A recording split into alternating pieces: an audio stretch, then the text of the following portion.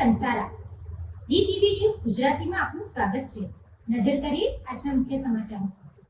સુરત જિલ્લા બોરિંગ એસોસિએશનના હોદ્દેદારો અને સભ્યોની મળેલી મીટિંગમાં સર્વાનુમતે ભાવ વધારા પર મોહર મારવામાં આવી છે।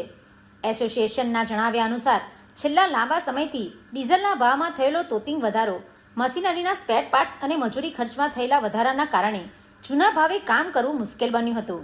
પ્રતિ ફૂટે 20 થી 30 રૂપિયા સુધીનો ભાવ વધારો થવા જઈ રહ્યો છે। આ નિર્ણયને પગલે હવે ખેડૂતો અને સામાન્ય જનતાએ બોરિંગ કરાવવા માટે ગજવું વધુ હળવું કરવું પડશે। એસોસિએશને સ્પષ્ટ કર્યું છે કે ખર્ચને પહોંચી વળવા માટે ભાવમાં સુધારો કરવો અનિવાર્ય હતો।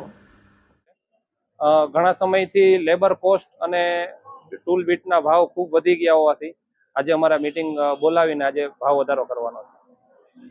આ ભાવ વધારાની જે પ્રોસેસ છે એ કયા કારણોસર તમારે ભાવ વધારાની જરૂર પડી?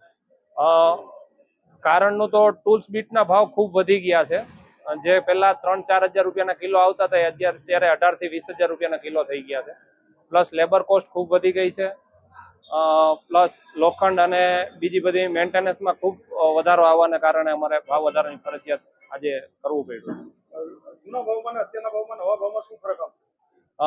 બોરિંગે 20 રૂપિયાથી લઈને 40 રૂપિયાનો ફૂટનો વધારો આવેલો છે। Bureau report DTV news Bardoli.